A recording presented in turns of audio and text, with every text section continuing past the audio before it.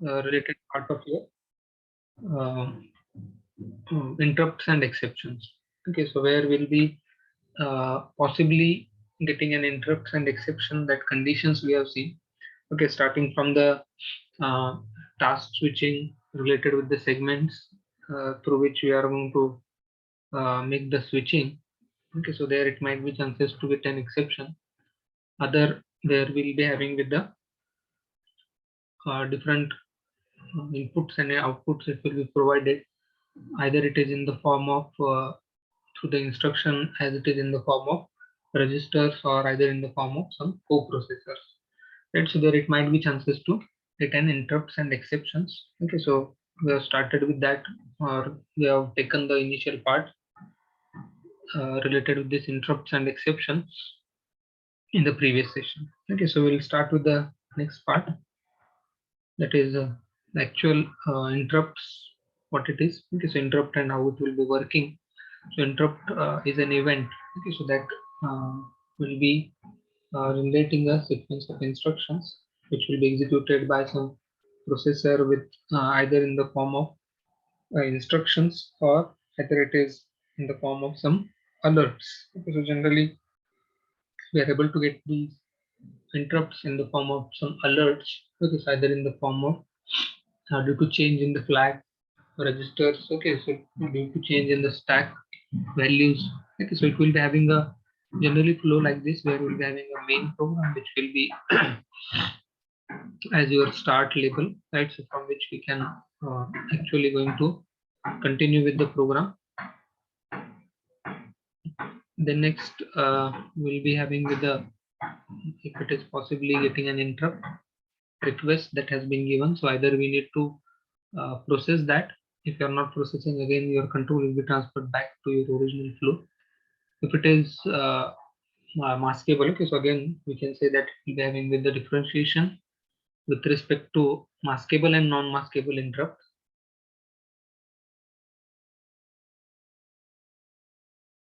So there it might be chances to get, if you are processing for that, we need to have with the some vectors or some code, we can say it as in the as we are generating some error codes also, like that it will be having with the vector term.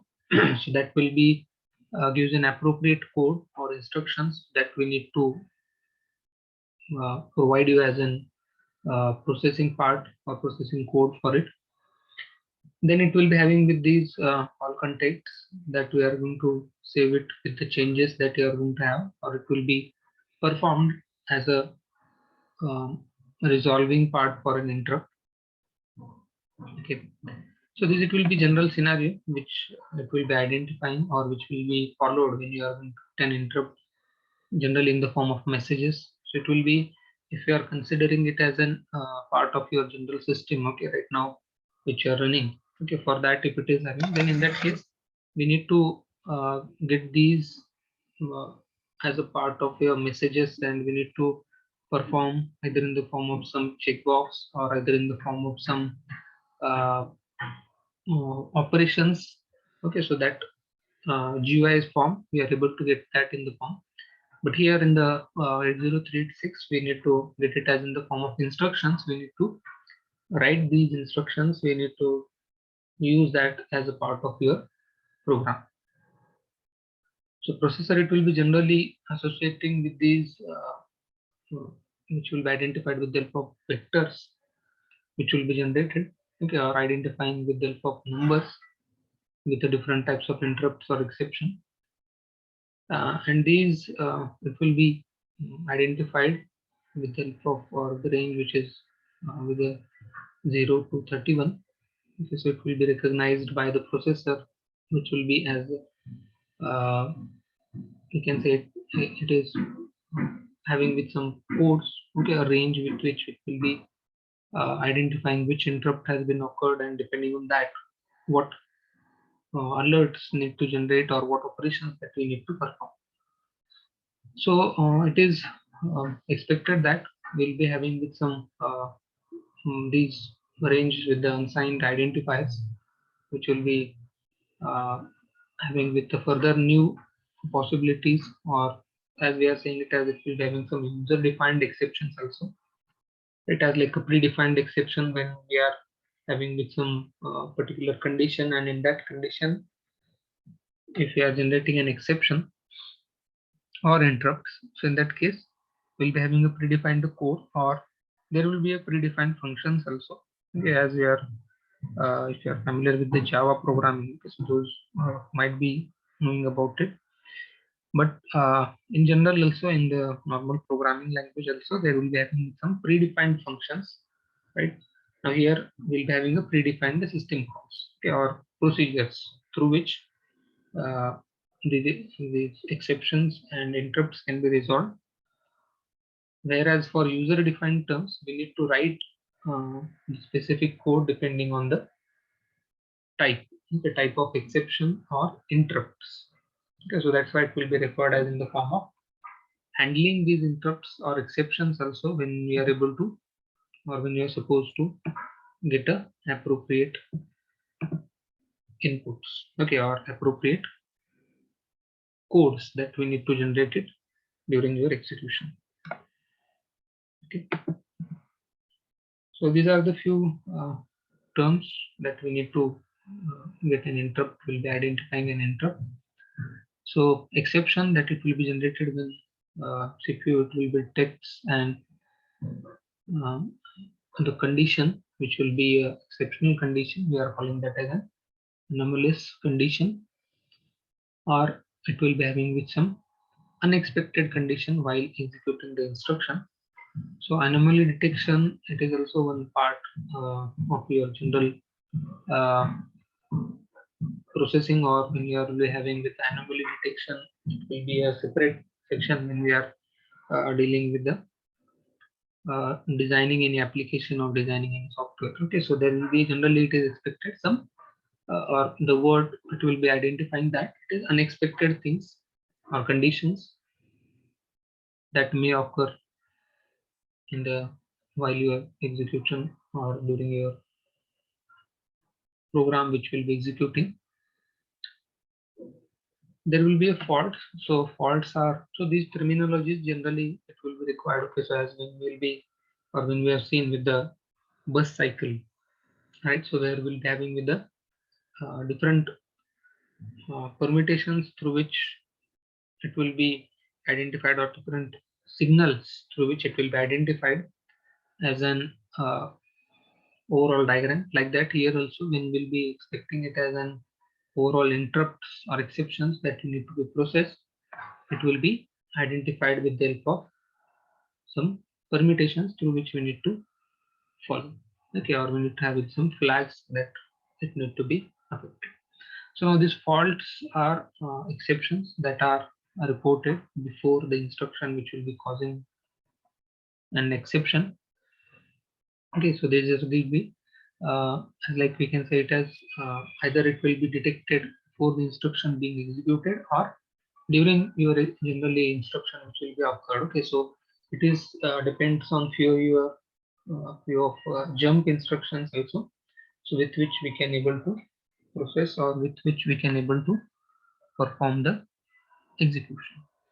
Okay, so if it will be detected during the execution of an instruction, so it will be reported with the uh, having with some changed values in the flag, or where generally we are referring it as an uh, expecting it as an values which will be maintained as few changed values.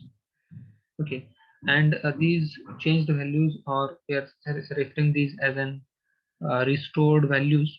Okay, so where it might be possible that because of this fault reporting, okay, so it might be possible your processor may change the mode also.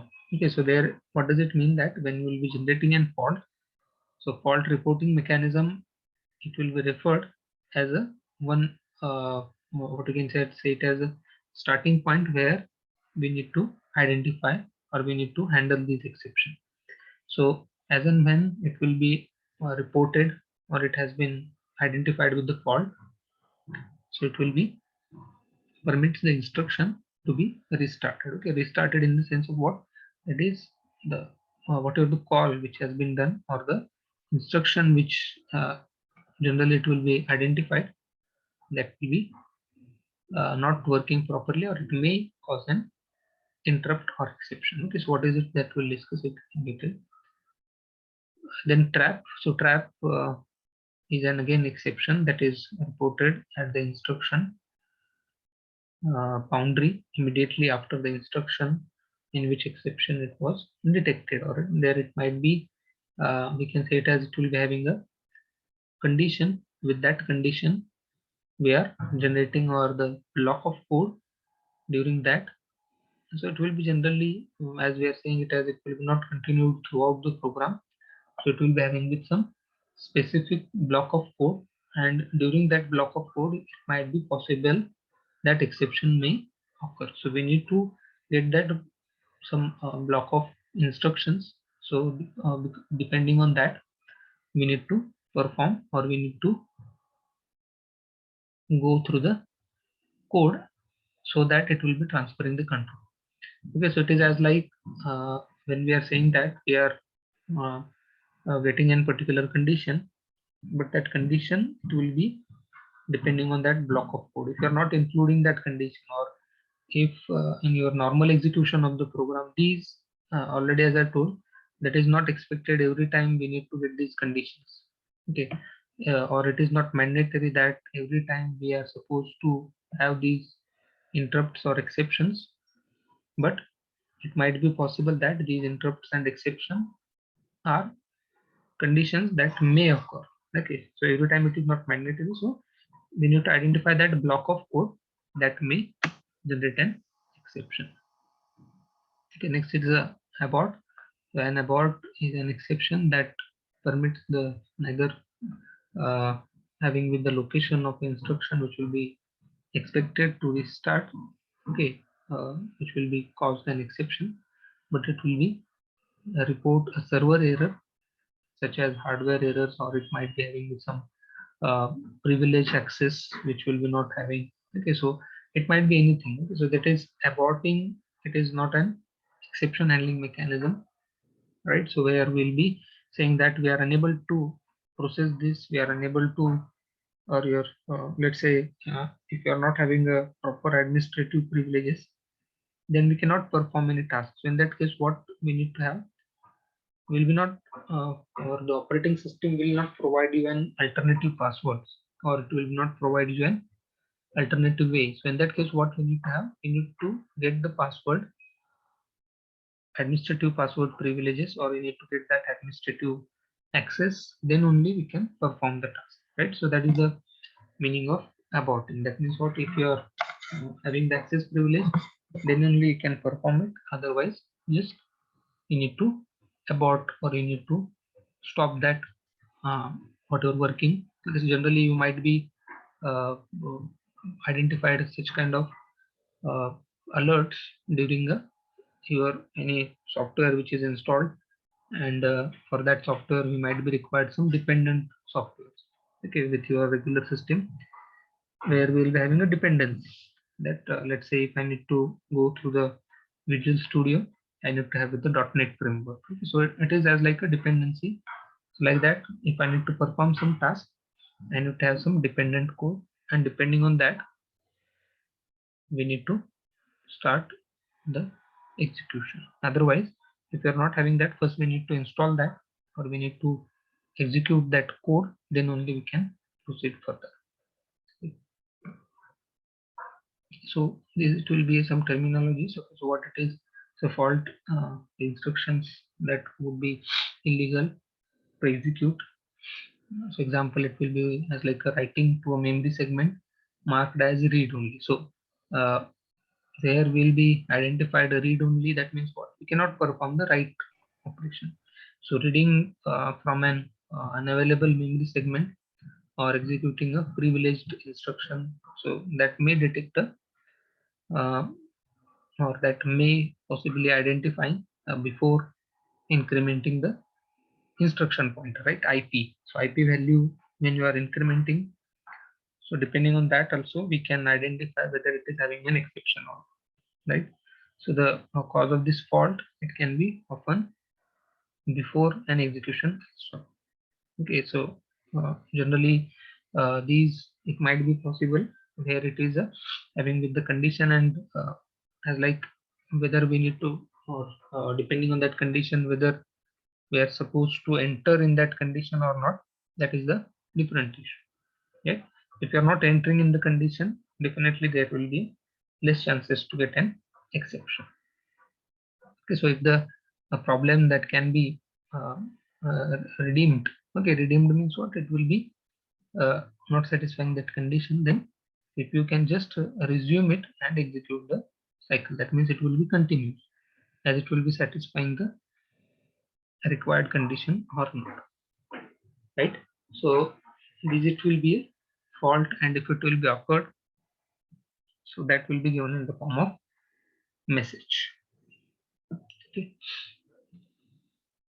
so trap, the term that is a CPU might have an been programmed to automatically switch the control to a debugger or debugging the program after it has executed an instruction.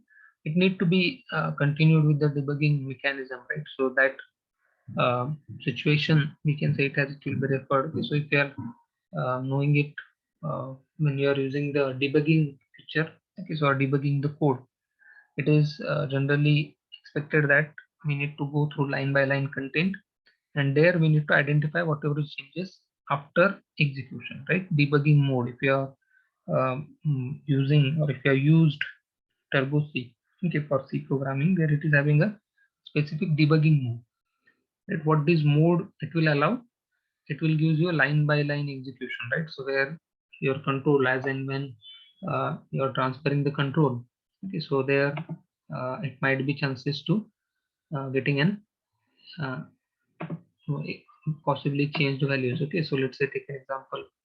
If I'm saying it as integer, if you say, so this I'm giving it as an example related with the C programming. Okay, if you are considering it as related with the assembly programming, then move, let's say instruction as a move uh, ex comma uh, ebx. Okay. So what it is expected that after coming to this line, okay, so after execution of this line, so generally what it is expected, we need to get an condition, or we need to identify that after execution of this, right? So that means what values are there in the eax register. Depending on that, we need to decide whether we need to reset, whether we need to go for next instruction or not. Okay, so it might be possible, just an example I'm giving it. Okay, so it is not the every time we need to have the move instruction only, but there will be a few jump instructions also, or there will be a few increment, or we need to have it some conditional uh, looping statements also. In that case, we need to identify this, or we need to get these instructions need to be done. But after that, we need to decide this whether we need to continue with the instruction pointer, or we need to terminate the program. We need to uh, generate some error code, exception codes. So in that case, we are able to perform these operations depending on the condition. Okay, so if you are considering it as same, if you will compare it with your looping statement, general looping statements, that is, if you are transferring the control, depend on what is the condition, right? Jump if, okay, so it is as like a jump if condition satisfied, then, but that condition we need to first check, then only we can have the execution done, like that, as like a debugging also, debugging mode, whenever it will be having the change in a value, that is after execution of the instruction, then only we can identify whether we are able to get a changed values or not, right? So this, it will be considered as an overall scenario where we are considering, one is related with the fault, right? So where fault is it is expected that is a before, right? So it might be possible we might be generating these fault conditions or fault code before an execution also, okay, or before few instructions, right? So as like when we are performing a write operation for segment which is marked as a read, so in that case definitely there might be chances to get an exception. So before that only we need to process or we need to generate some error code so that the condition that may be avoided, right? Try to get the difference between these two terminologies, fault and trap. So these it will be referred as in the form of one part for this exception, or how we are going to identify these exceptions. Okay. So,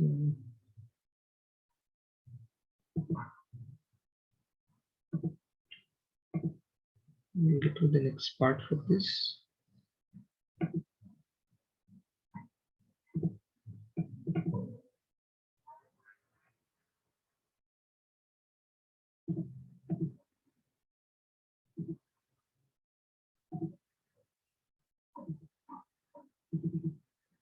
Okay.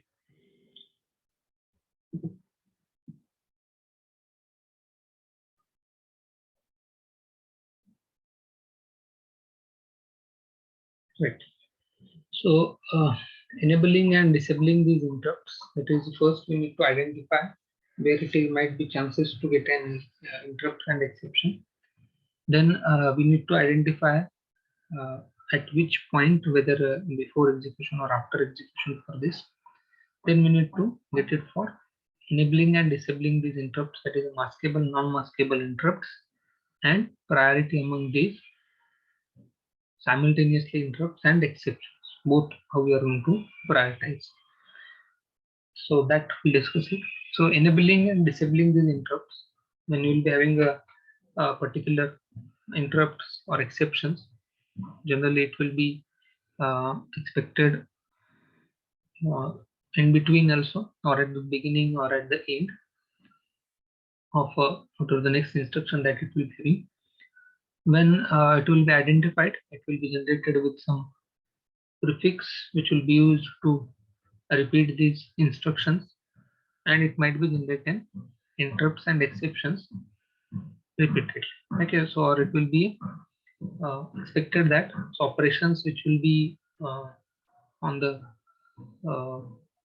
some instructions where it might be chances to get an interrupts and exceptions.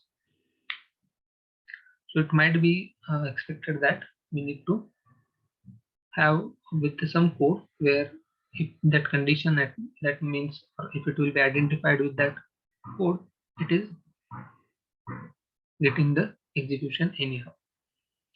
So it will be having a maskable and non-maskable part as in the form of what? That is which are we need to process that with some alternative code. That means if this condition will occur, okay, so in that case we need to have some alternative mechanism. And non-maskable means what? We cannot avoid these, we cannot bypass for this, or we cannot, the processor will not be allowed to have with some alternative mechanism, anyhow we need to process for it. So where we'll be having a this instruction, okay, so it will be provided with some handlers which will be executing this process, which will be executing with the help of some flags or signals. It will be generated with a next instruction that it might be generating an interrupts. Okay, so where generally what we need to get, right? So we'll just see it with the interrupt return. That means what? It will be identified. Possibly we are able to see the screen. Okay, so just wait 1 minute. Share the screen so that we will be able to get this. Right, hope you are able to get with this. Zooming for this. Okay. Right, so generally IRET and IRETD, that it will be interrupt return and interrupt return, generally it will be expecting with the changed values, whatever it has been processed. Okay, so where it might be having with the some specific operations that you need to perform, and depending on that, it might be changes for us. Okay, so what operation it will be having, the description what it will be having, let's say, for this it will be related with the real addressing mode. Generally, it will be performed with the pops the instruction pointer. Okay, whenever it will be identified with IRET, change with the values of port segment, flag registers. Okay, it will be having a change with the stack values also. Then generally, if it will be expected with the real mode it is, then if you are considering it as for a protected mode, if interrupt that may occur, it will be depends on the what are the further flags that will be affecting it. Okay, our flag registers, what values it will be having, and new task or new flags that it might be changed. Okay, so both in the real and protected mode, there might be chances to get these interrupts. Okay, and generally it is having with the mostly flags, the flag registers, it will be changed. Okay, from these values which you are going to change for it. Okay, or we are going to make a values, these are affecting it, right? So generally this it will be expected with not only with one part, because it will be running with the operation which is expected with the uh, old values and new values, that is after changing and before changing with this. Okay, so where it is a virtual mode or where it is a real mode, okay, or protected mode, depending on these values. Okay, so just again continue with this part.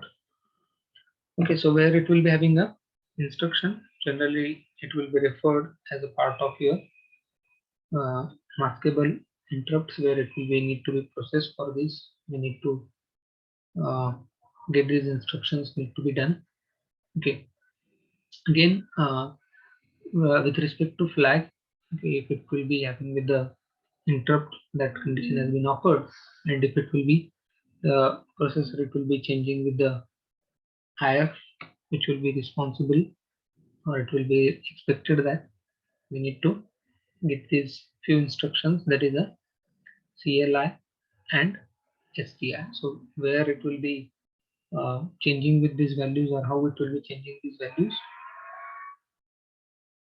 clear the interrupt flag. Generally it will be referred as a changed with these values or changed with this interrupt flag, which will be make these conditions, if it will be the current privilege level, if it is having, so it will be changing with the IOPL values also, interrupt privilege level. So it will be referred with the changed values for the flag. Then external interrupts also, it will be recognized due to this clear flag, okay, or clear interrupt flag. Generally it will be referred with this. Again, where we'll be having with the affecting with the generally IF flag, which will be reset again if it will be identified with this. Related with the ST, that is a set interrupt flag, where we need to again make this IF flag to set condition. Okay, so where it has been ended. Okay, so you might be unable to share screen. Right, so ST I, that is a set interrupt flag. Set interrupt flag, it will be makes a enabling the next instruction that we need to have by making it IF flag, which has been reset due to this clear interrupt. It has been made it again set for. That means what, it will be a condition which or the flag that it will be affected generally with the maskable and non-maskable interrupts also.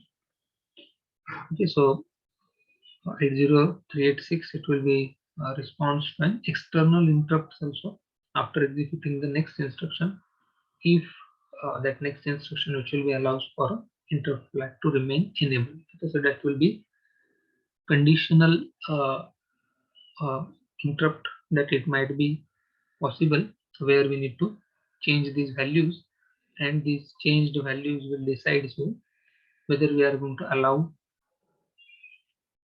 execution or whether we need to terminate that or we need to abort the instruction at that point only. Right, so it will be making with the same values which will be again flag. It will be remains set only if it has been reset due to clear, and if it will be having with the identified current privilege level which is greater than input output privileges. Okay, so generally it is expected or generally these values that we need to identify here.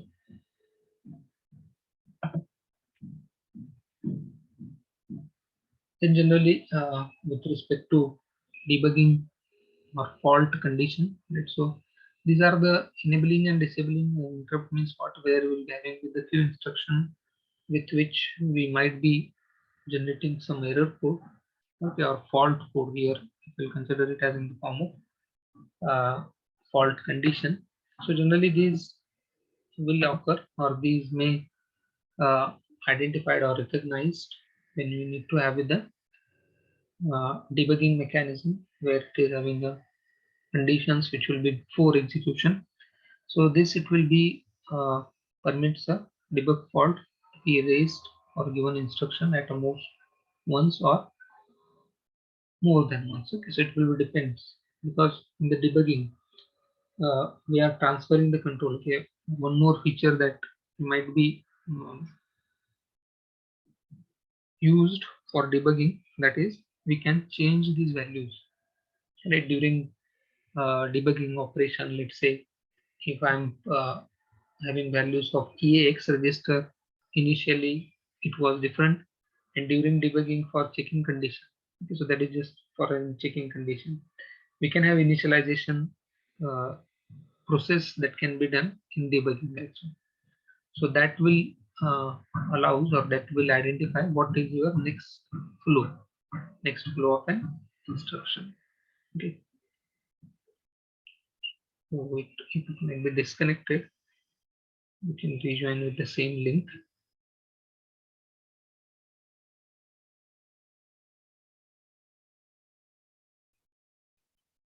So what is interrupts and interrupt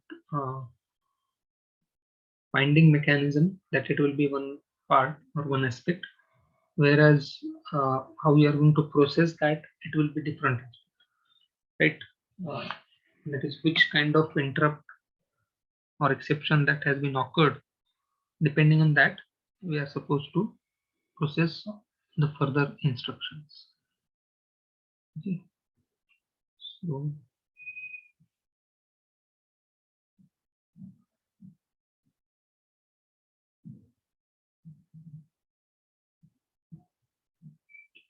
so not only with this, so generally we'll be having a few more instructions also.